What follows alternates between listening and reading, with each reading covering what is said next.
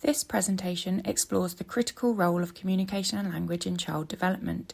These skills are foundational for a child's success in school, social situations, and ultimately in their adult lives. So let's dive right into it. First, let's define communication. It's a multifaceted process that involves several key components. Expressing needs or desires. Children express their needs through both verbal and non-verbal means. For example, a child might say, "I'm hungry," or point to the cookie jar. Recognising and responding to these signals is crucial in helping them articulate their feelings and desires effectively. Next, there's choosing words and structuring sentences. Communication requires children to select appropriate words and organise them into coherent sentences. For instance, instead of simply saying the word dog, they will learn to put this in a sentence. For example, "I want to stroke the fluffy dog." This process not only enhances their vocabulary, but also helps them convey more complex ideas. Listening and attention skills also comes into communication and language. Effective communication is built on good listening skills. Children must learn to focus their attention on the speaker or an activity, which can be challenging in noisy environments or for children who find focusing difficult. Practicing active listening helps them understand and respond appropriately to others. In the early years statutory framework, we have to assess children on their listening and attention skills at the end of reception 2. Taking in information. This involves processing both auditory and visual information from their surroundings. For example, when a teacher explains a new concept, children need to absorb that information presented, which lays the groundwork for their learning. Social interaction. Children learn how to play and interact with peers, recognising and responding to social cues like body language and facial expressions, as well as emotions. For example, children learn to take turns during games, which fosters cooperation and empathy. Finally, understanding communication. This is about grasping the meaning behind what others say. Children need to decode spoken language and comprehend the context in which it's being used to engage in meaningful contexts. These skills are fundamental for becoming a confident communicator. Now, let's discuss the significance of confident communication. A recent report by Speech and Language UK titled "Listening to Unheard Children" reveals alarming trends in speech and language challenges among children. It stated that if a child struggles with communication and language, they are 6 times more likely to fail English tests by age 11. Communication skills directly impact literacy. If a child struggles to express themselves, they may also find it difficult to read and write effectively. They are 11 times less likely to pass maths assessments. Language comprehension is essential for understanding math problems, which often involve verbal instructions. If children can't process the language, they may struggle with the basic concepts. They're twice as likely to experience mental health issues. Communication difficulties can lead to feelings of frustration and isolation. Children who can't express their feelings may struggle with anxiety or depression. They are also stated to be twice as likely to be unemployed as adults. Strong communication skills are vital in the workplace. Adults need to articulate their thoughts, collaborate with others, and navigate social interactions effectively. This data underscores the necessity of fostering strong communication skills early on.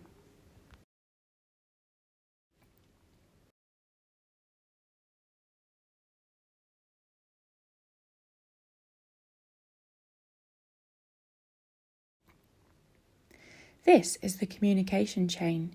It shows all the processes that happen in the brain when people are engaged in a conversation, whether this is listening to a conversation or articulating their ideas themselves.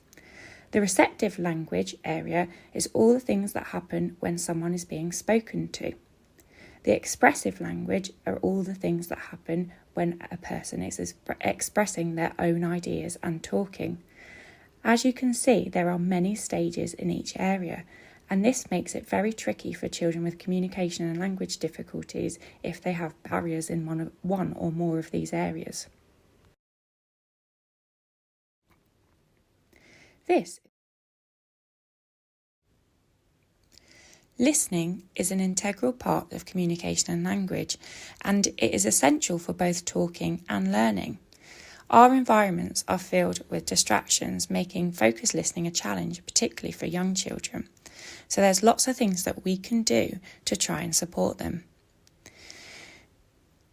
Hearing is a passive process. We hear sounds without necessarily paying attention. Listening, however, requires active engagement. It involves processing information, understanding it, and then responding appropriately.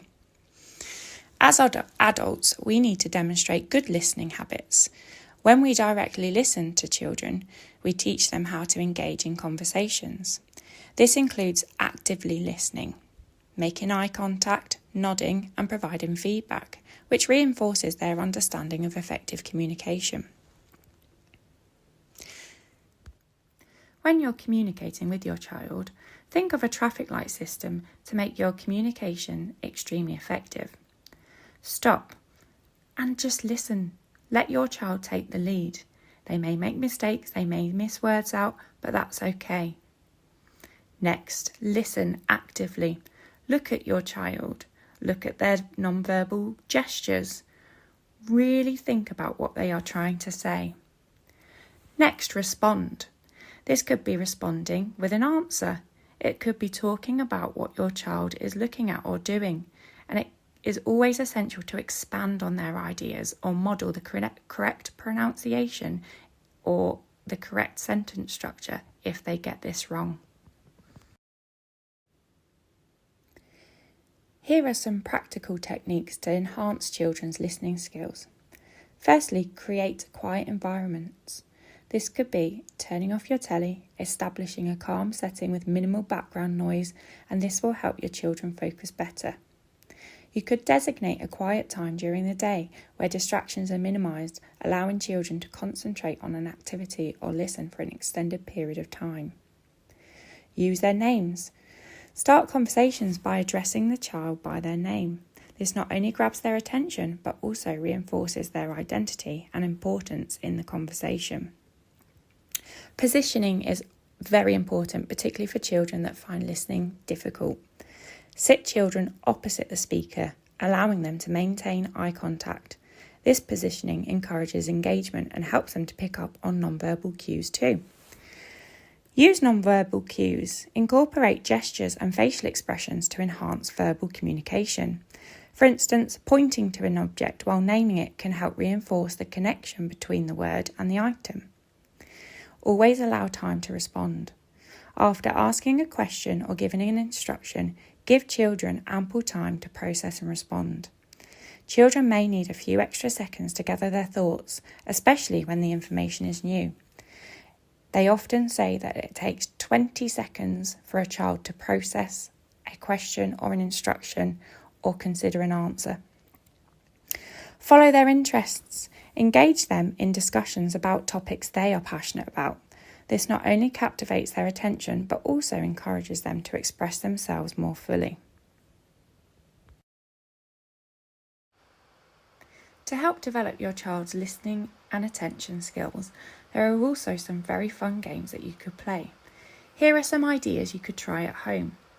I also upload an idea every week on my Class Dojo overview.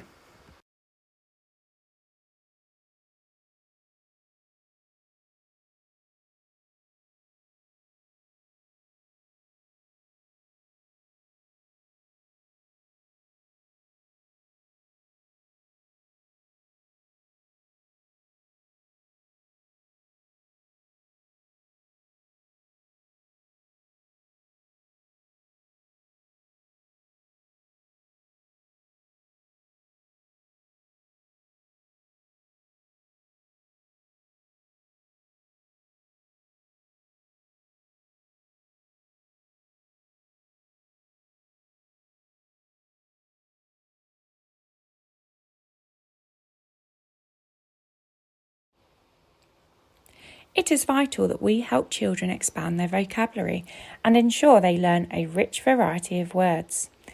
In some research conducted by Templin, it was estimated that by 6 years of age, children have a vocabulary of 14,000 words. Based on these numbers, children between 18 months and 6 years old would have to learn 8 new words a day. So which words should children learn? They need to learn varied vocabulary, which includes words from all of the categories. This includes nouns, object words, items that they see and interact with every day. So you could encourage them to name objects around the house or in their environment. Verbs. These are words that describe actions. You could engage them in active play while naming actions like jump, run, or dance. Adjectives. Words to add detail and describe things, such as big, red, or soft. You could use descriptive language during conversations to help them visualise and understand. Pronouns. These are essential for constructing sentences. Teach them how to use I, you, the, and a in context, allowing them to express themselves more clearly. Here are some ways to support word development at home. First of all, start from the children's interests. If they are interested in what they are doing or what is being spoken about, they're more likely to engage. Talk about what the child is doing.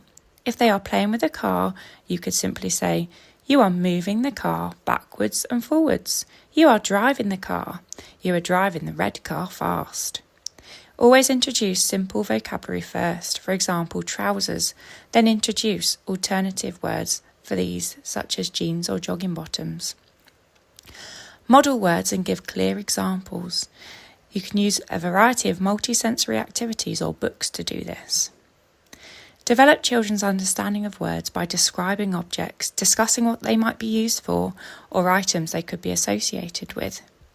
Always model and use the correct pronunciation of words. It can be very tempting to encourage children to use very cute language like nanas. However, if they do this, simply repeat back the sentence using the correct pronunciation to try and engage the correct way of speaking. Use questioning to expand on children's ideas.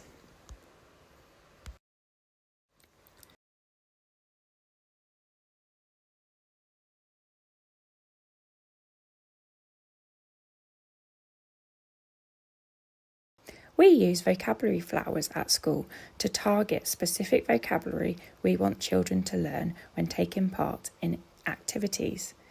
These include 2 object words, 2 describing words, and an action word. We encourage children to use this vocabulary during the activity that they are doing, and this is linked to. You may see these vocabulary flowers in the Learning Journey booklet sent home with our teddy bear, where we encourage you to think about these words too. We use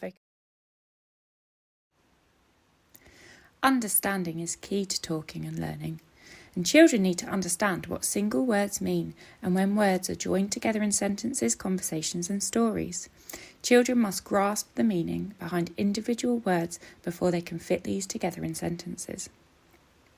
There are ways that we can help support children develop their understanding. First of all, we need to gain their attention. So before we speak, we need to ensure that children are focused on us. This involves getting down to their eye level or gently saying their name. We need to use age-appropriate language. We need to tailor the complexity of our words and sentences to their developmental level. We need to pause between sentences. We need to give the children time to process what we've said. This pause can help them formulate their response and increase their comprehension. We need to order our sentences. So when giving directions, we need to present them in a clear, logical order. Instead of saying, "Get your coat and shoes," say, "First put your shoes on and then get your coat." This clarity aids their understanding.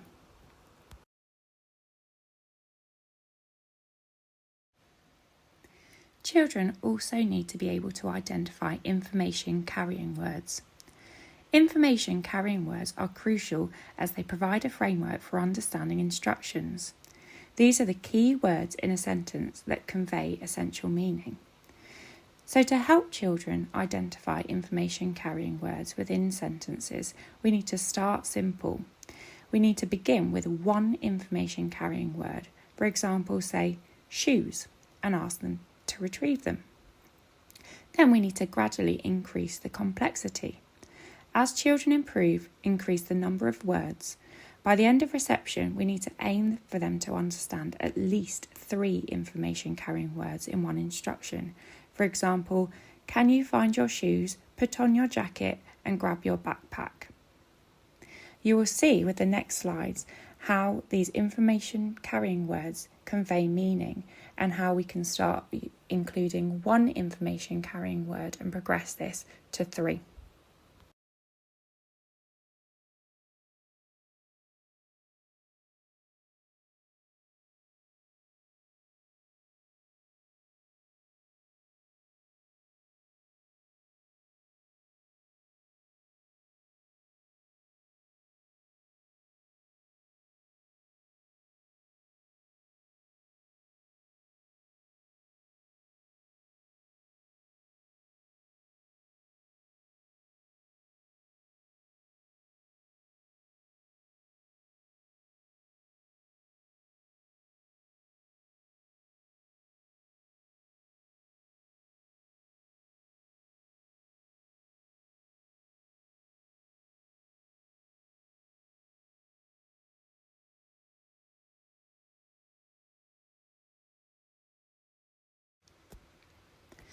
Communication is not just about speaking, it's also about learning to interact socially. Children must learn essential social skills to help them to do this. These include when to talk and when to listen. We need to teach them the balance between speaking and listening. Role-play scenarios can help them practice these skills. We need to teach children how to take turns. This fundamental skill fosters patience and respect during conversations. You can do this by using games that require turn-taking. We also need to teach children how to notice disinterest. We need to encourage children to observe body language and facial expressions and teach them to recognise signs that someone is not engaged. This will help them adapt their communication style accordingly. Children learn these skills from adults by watching how they interact with others. They can also learn this through social interactions of themselves. Sometimes they might need to be guided by adults in order to help children learn the correct social communications needed. Here are some lovely ideas to help develop your child's social interaction skills. One of the very important things is to let your child speak. Even if they look at you for reassurance or they wait for you to speak for them, allow them to take the time and persevere and build that resilience for socially interacting with others.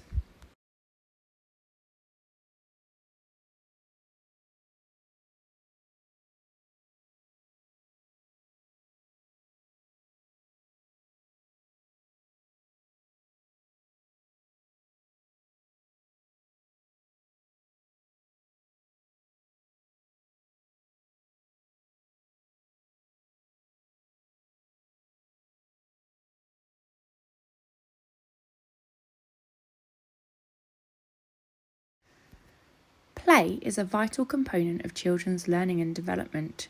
Through play, children can learn how things work. They will experiment with objects, which develops their cognitive skills. For example, when building with blocks, this teaches them about balance and structure. Play also develops children's social skills. They learn to interact, share and negotiate with peers during playtime. These interactions help them develop empathy and cooperation. Play also develops emotional understanding. It allows them to explore their feelings and learn about others' emotions. Role-playing different scenarios can help children understand various perspectives. When adults engage in play, it strengthens the bond and enhances the learning, which shows children that learning can be fun. Here are some fun games that you could play at home with your children that also develop communication and language skills, but in a very fun and playful way.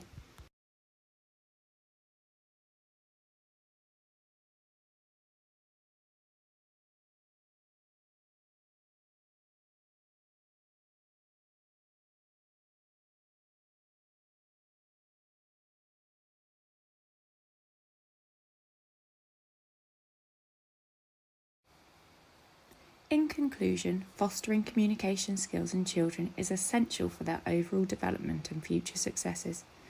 By engaging in activities that enhance listening, vocabulary, understanding and social skills, we can help prepare them become confident communicators. Here are some very useful links if you'd like to learn a little bit more about how to support your child with the development of communication and language skills.